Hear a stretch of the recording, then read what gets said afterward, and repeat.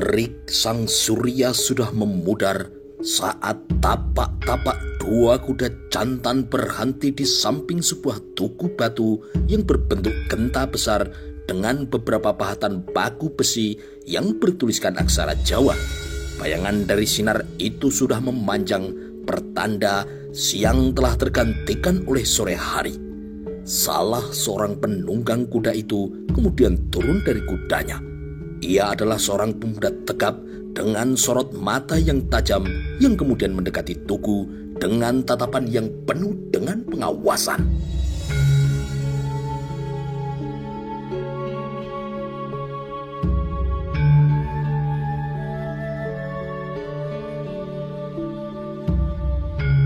Benar, Kang Mas. Kita sudah sampai di Pengging. Ia berseru kepada seorang pemuda yang lebih tua yang masih duduk di atas pelana kudanya. Syukurlah. Terima kasih, Gusti Allah. Engkau telah memudahkan perjalanan kami berdua. Semoga Engkau masih sudi melindungi kami selamanya. Mari Dimas Kenomo, kita pacu kuda kita biar cepat sampai di rumah. Mari Kang Mas. Kang Mas Tejo. Kebo Kanigoro kemudian mendekati santri paling senior dari 10 santri Bonang yang mengawal mereka. Kang Mas, terima kasih telah mengantar kami dengan selamat sampai ke tempat tujuan.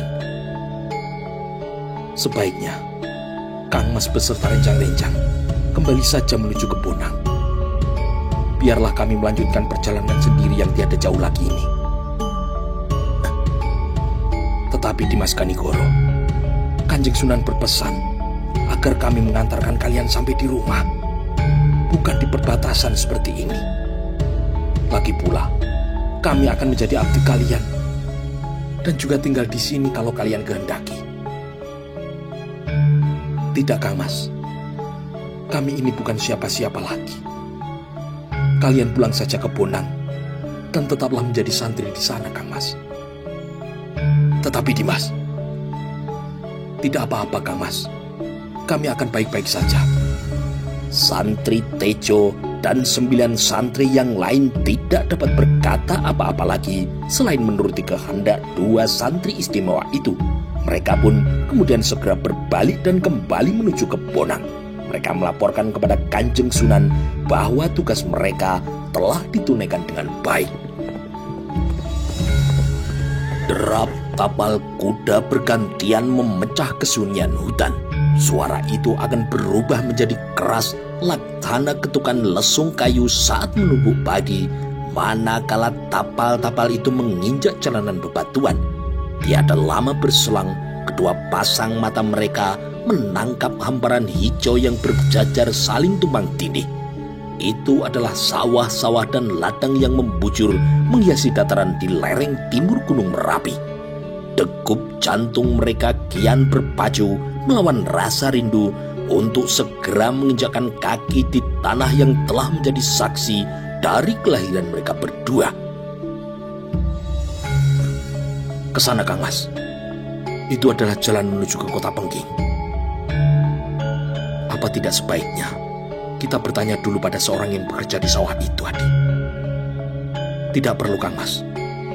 Aku yakin sekali itu adalah jalan menuju ke sana. Jalan itu lebih besar dari yang lain, dan kelihatannya sering dipakai oleh roda pedati. Pasti perkiraanku benar, Kakang. Baiklah, aku percaya kepadamu, Dimas. Engkau memang pandai kalau sudah berurusan dengan hal-hal seperti ini. Kanigoro kini menepuk bangga pada adiknya sambil tersenyum. Ia mengakui kelebihan sang adik yang memang lebih suka dunia keperwiraan dibanding dengan dirinya. Mari kita jalan lagi, Kakang. Aku sudah mencium bau ubi jalar dan nasi gurih. Sangat enak sepertinya. Kebo Kenongo kini memicingkan mata sambil melebarkan lubang hidungnya. Kebo Kanigoro hanya tertawa melihat pola tingkah dari adiknya itu. 2 ekor kuda itu dipacu kembali, namun kali ini dengan kecepatan yang agak berkurang. Sesekali Mata mereka menyusuri pemandangan menghijau di kanan dan kiri jalan. Terkadang mereka juga membalas setiap senyuman dari setiap petani atau pejalan kaki yang ditemunya di jalan sambil membukukan badan. Tanda persahabatan penduduk pedalaman kepada orang yang belum mereka kenal. Semua orang yang melihat kedua pemuda itu tidak menyadari bahwa keduanya adalah putra dari junjungan mereka yang sudah mangkat 20-an tahun silam. Bisa jadi mereka telah lupa dengan semua itu karena selama 20 tahun itu Pengging tetap berjalan sebagai sebuah kadipaten. Meskipun semakin pudar pamornya dan hingga kini lebih tepat disebut sebagai desa saja. Banyak penduduk yang lebih memilih pergi ke daerah lain dengan beragam alasan. Ada yang merasa keamanannya kurang terjamin karena banyak rampok, begal dan juga keju di sana. Ada yang merasa kurang mendapat keadilan, ada pula yang merasa kurang mendapat perhatian dari pemimpinnya. Beberapa adipati Pengging pengganti mendiang Raden Hantayaningrat pun tidak lebih hanya sebagai pilihan terpaksa saja dari yang ada. Lebih-lebih sepeninggal Prabu Kertabumi, kekuasaan Prabu Girindrawardhana yang mengaku diri sebagai Brawijaya VI tidak pernah menyentuh wilayah Pengging karena pamornya yang sangat kurang. Mojopahit saat itu seakan telah hilang di telan bumi. Mak Bintoro yang belum genap 5 tahun berdiri juga belum mampu melebarkan sayapnya hingga ke daerah Pengging. Wilayah Pajang, Pengging seakan telah menjadi daerah merdeka. Bahkan Pajang yang terletak di sebelah selatan timur itu menyatakan berdiri sendiri, terpisah dengan Pengging yang juga berdiri sendiri. Sisa-sisa ingatan saat masih kecil rupanya mampu menuntun kakak beradik ini pada jalan yang mengarah pada rumah leluhur mereka. Sebuah bangunan joglo besar yang masih kokoh berdiri meskipun terkesan kurang terawat. Seorang wanita tua kini nampak tengah menyapu halaman dengan sapu lidinya. Pandangan mata wanita tua itu terus menatap tanah yang disapunya seolah-olah ia tengah melamun. Kepu Kanigoro dan Kepu Kenongo tidak langsung mengajak kudanya untuk memasuki halaman yang sangat luas itu. Mereka turun dari punggung kudanya tanpa menimbulkan suara dan sejenak kemudian keduanya berpandangan dalam diam. Seakan ada kontak batin, perempuan tua yang memakai kemben hitam tanpa baju itu kemudian menoleh pada dua pemuda yang berdiri pada gerbang depan. Penglihatannya yang telah digerogoti oleh penyakit rabun senja itu kini menatap tajam dengan penuh kecurigaan. Dengan bergegas, ia kemudian menyudahi pekerjaannya dan pergi memasuki rumah itu dengan langkah yang cepat. Kembali, dua pemuda itu berpandangan. Namun kali ini mereka saling melempar isyarat tanda tanya. Tanpa kata-kata, keduanya memasuki pagar batu bata dan mengikat kuda mereka pada pohon jati yang menjulang tinggi di pojok halaman.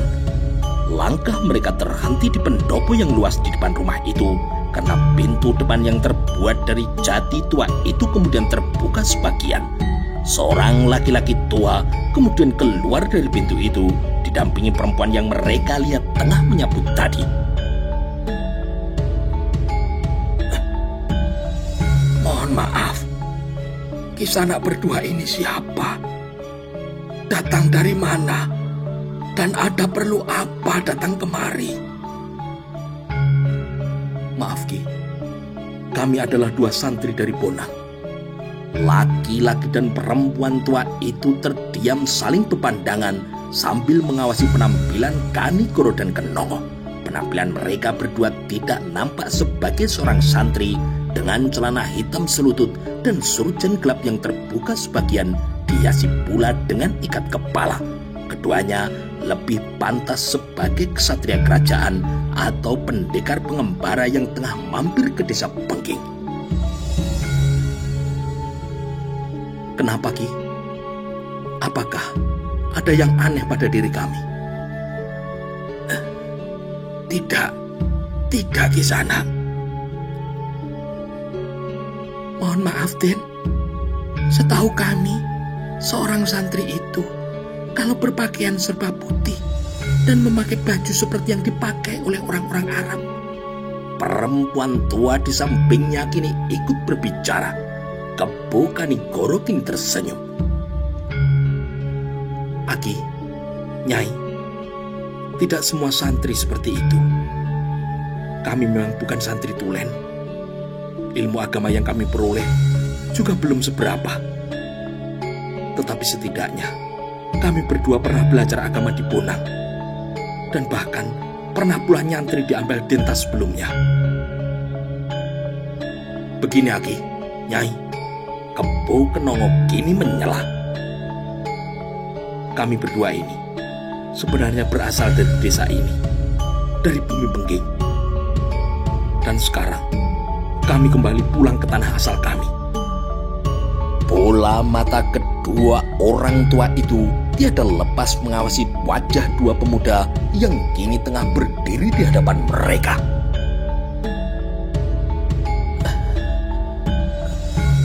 Tatapan mereka kini perlahan mengendur dan buliran air kini mengintip di sudut mata yang telah mulai berkeriput. Raden Kanigoro, Raden Kenongo, benar bukan? Itukah nama kalian? Tidak lebih dari 2 kejap berlalu, kedua orang tua itu menjatuhkan diri, memeluk kaki-kaki kuat di depannya. Kebo Kanigoro dan Kebo Kenongo tidak kaget dengan perlakuan ini karena mereka sudah menduga hal itu sebelumnya. Tangis haru kini pecah juga dari kedua orang tua itu. Junjungan mereka kini telah kembali. Beberapa waktu kemudian, rumah joglo yang hampir kesemuanya terangkai dari kayu jati itu telah menemukan kembali penghuninya. Kedatangan Kebo Kanigoro dan Kebo Kenongo ke Bengging setelah belasan tahun menghilang disambut dengan sukacita oleh semua orang. Harapan indah kembali muncul di hati para penduduk.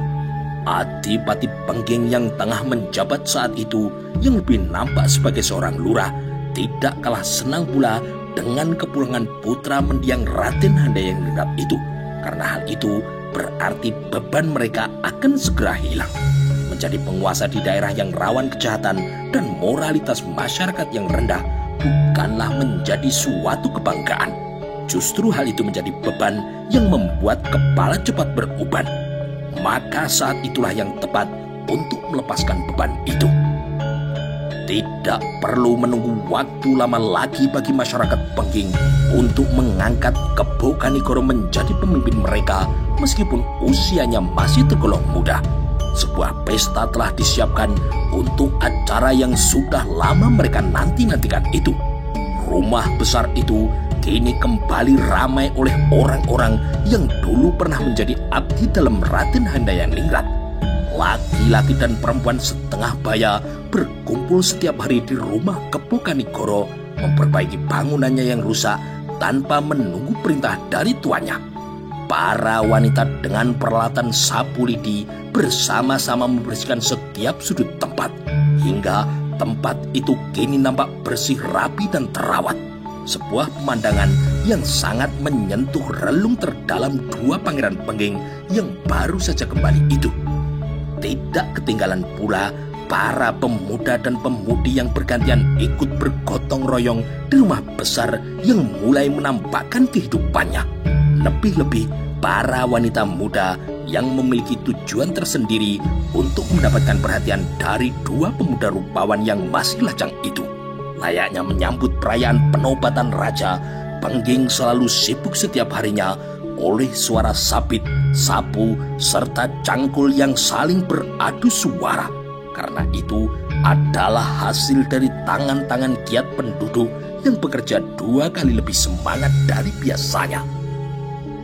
Kondisi kerajaan Mojopahit yang kian melemah dan Demak yang baru saja tumbuh membuat kegiatan itu semakin leluasa untuk dilakukan tanpa ada ketakutan akan bahaya yang mengancam.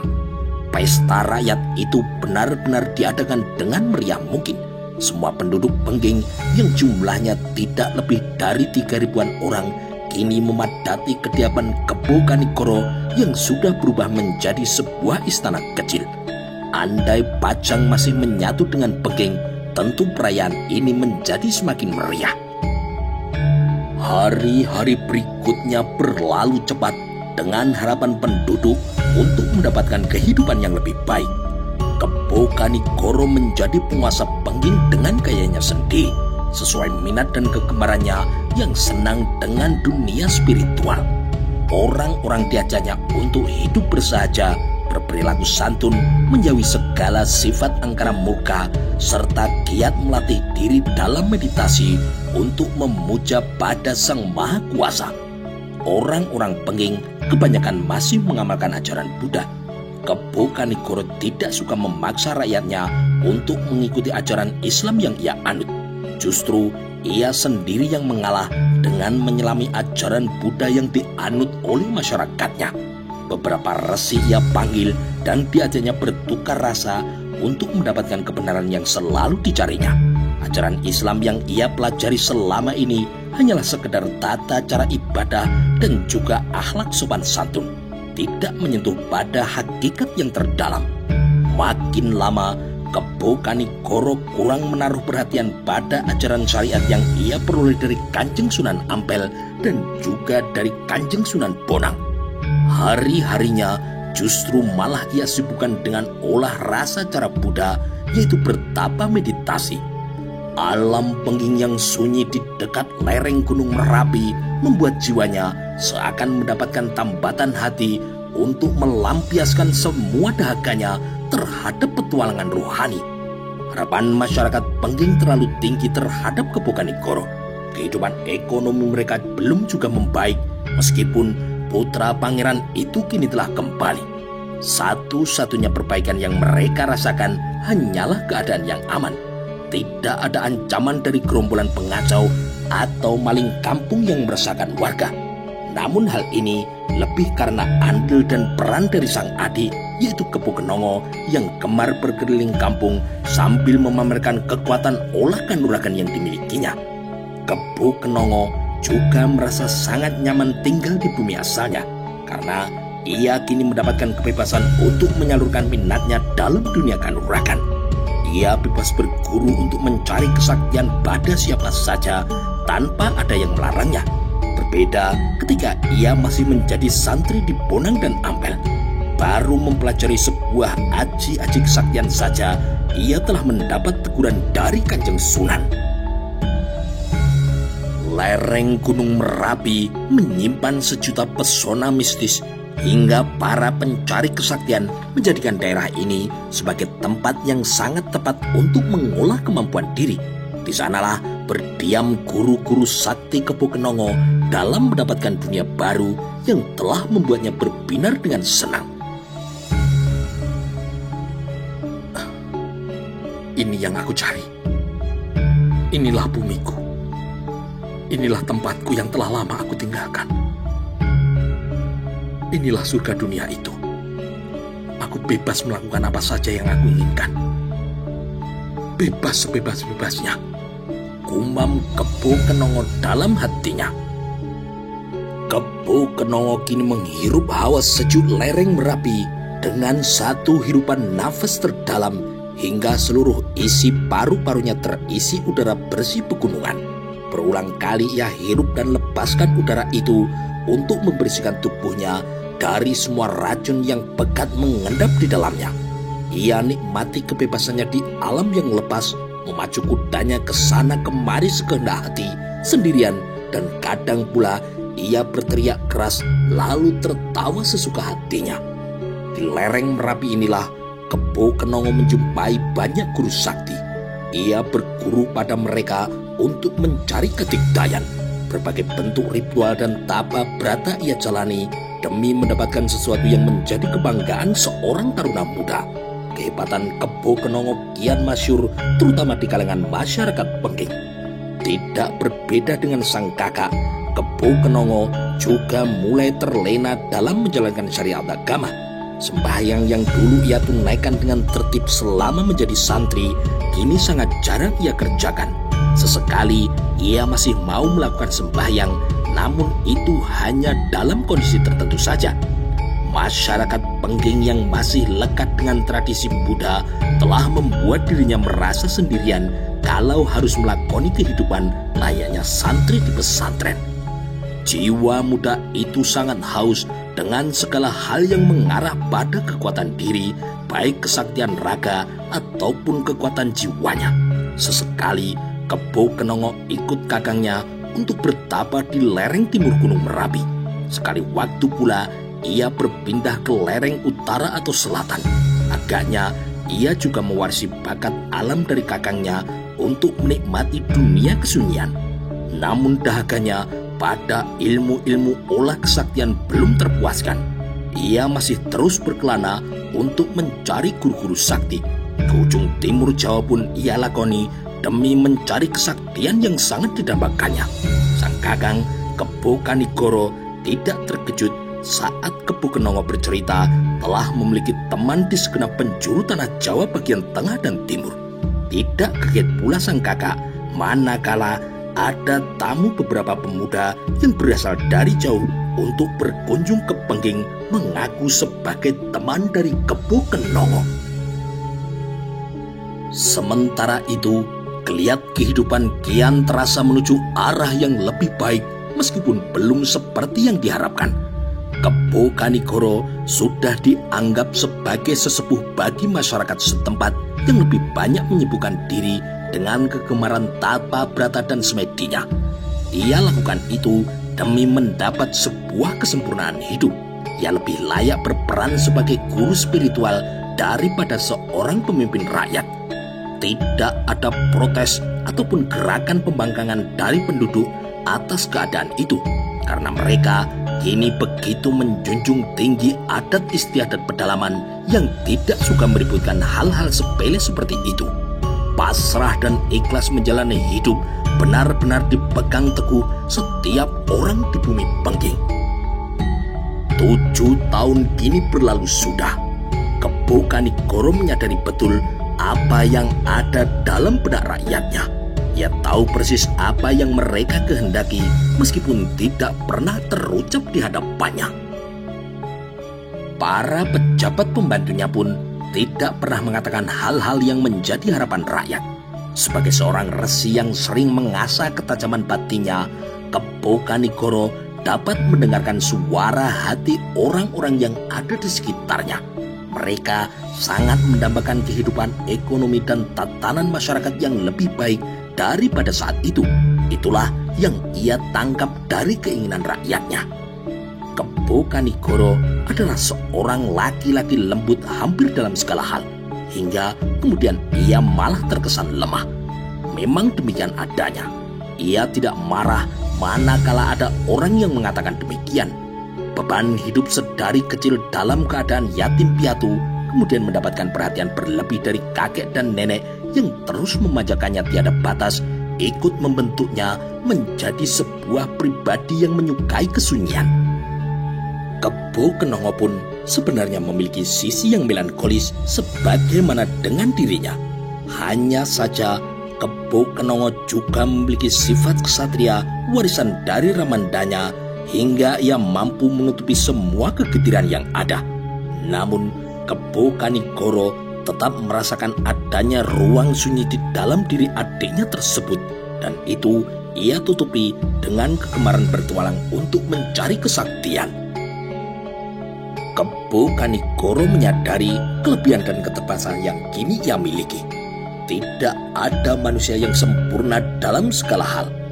Maka dalam sebuah kesempatan, ia kemudian mengajak sang adik untuk berbicara empat mata, bicara dari hati ke hati sebagai dua saudara yang sedari dulu bersama-sama menanggung hidup sebagai keturunan raja besar dengan segala keterbatasan kondisi yang tidak mampu mereka hindari.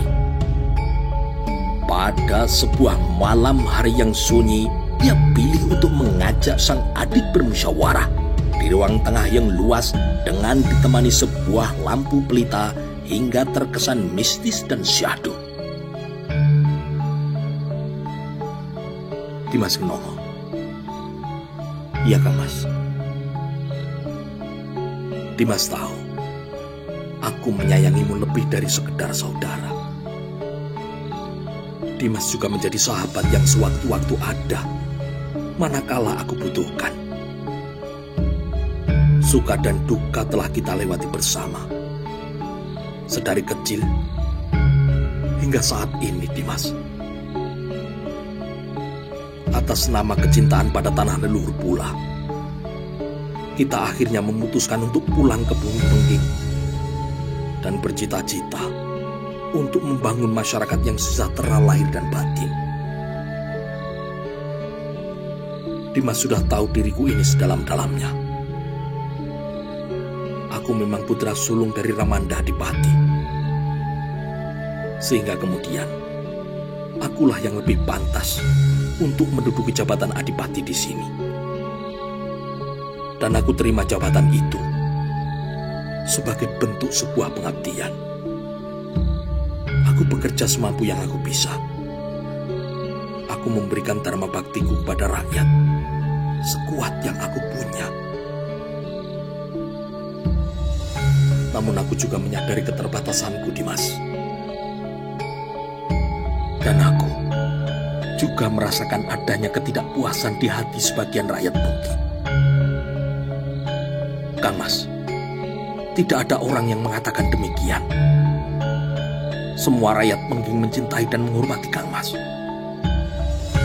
Mereka telah hidup bahagia, dan kehidupan mereka juga lebih baik daripada ketika pertama kali kita datang ke sini, Kang Mas. Kebo Kenongo mengatakan hal itu untuk menguatkan hati kakangnya. Namun di dalam hatinya ia juga mengakui kebenaran kata-katanya. Sebenarnya ia juga ikut merasakan seperti apa yang dirasakan oleh kakandanya.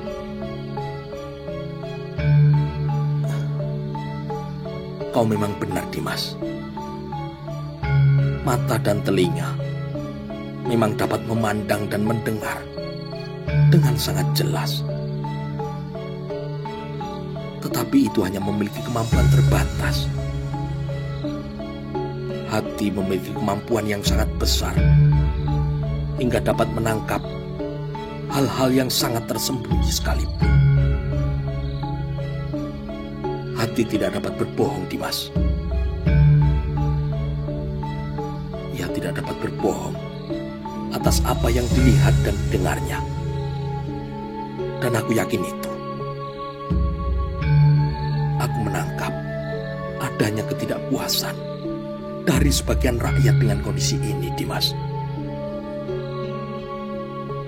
Jika saja aku adalah seorang penguasa yang hanya mementingkan diri sendiri, tentu saja hal itu tidak akan mengusik ketentramanku. Tetapi Dimas, hidupku sudah aku niatkan untuk pengabdian.